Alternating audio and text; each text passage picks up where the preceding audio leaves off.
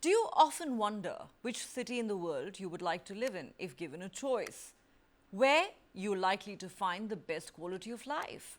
Where you would perhaps want to spend your sunset years if given an opportunity? Well, the latest list of the world's most livable and least livable cities is out. So listen carefully.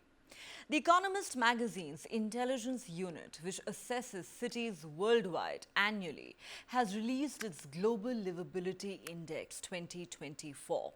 And for the third year in a row, Vienna in Austria has been crowned the world's best city to live in, with flawless scores in stability, healthcare and education. Vienna is lauded for its unparalleled mix of cultural vibrancy and top-notch public services. At the other end of the spectrum, Pakistan's Karachi and Bangladesh's capital Dhaka have been ranked among the least livable cities in the world as they feature in the bottom 10 of the list. Wondering where Indian cities figure on this index? Well, you're likely to be disappointed as no Indian city features in the top 50 livable cities of the world as per this index. Capital Delhi, Bengaluru, Mumbai, Chennai, Ahmedabad have all been ranked between 50 and 70. Let's now tell you about the 10 best and 10 worst cities to live in.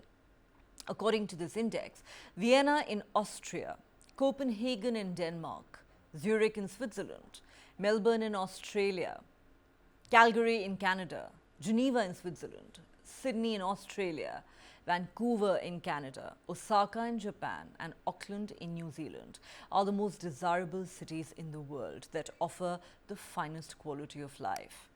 As for the worst cities, here are the 10 cities that feature at the bottom of this list. Caracas in Venezuela, Kiev in Ukraine, Port Moresby in Papua New Guinea, Harare in Zimbabwe, Dhaka in Bangladesh, Karachi in Pakistan, Lagos in Nigeria, Algiers in Algeria, Tripoli in Libya and Damascus in Syria. Of course, some of these cities are war-torn. But what are the primary metrics on which cities are evaluated?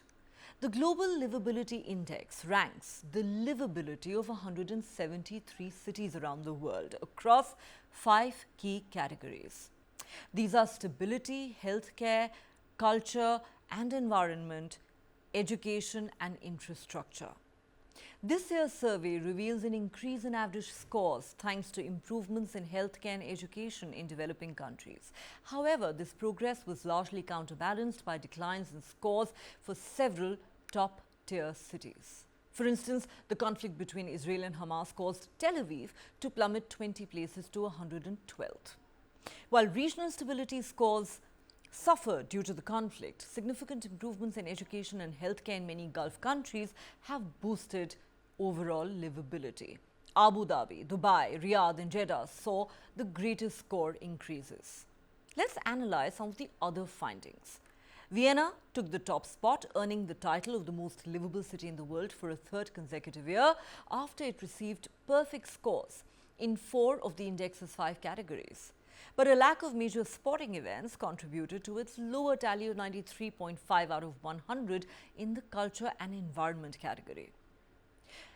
There are other European cities that made the top 5, 3 of them in fact, Copenhagen, Zurich and Geneva.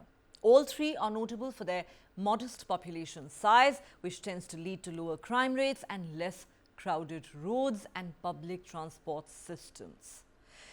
2 Canadian cities, Calgary and Vancouver, and 4 in the Asia Pacific, Melbourne, Sydney, Osaka and Auckland, complete the top 10. In fact, the top 30 cities are in Europe.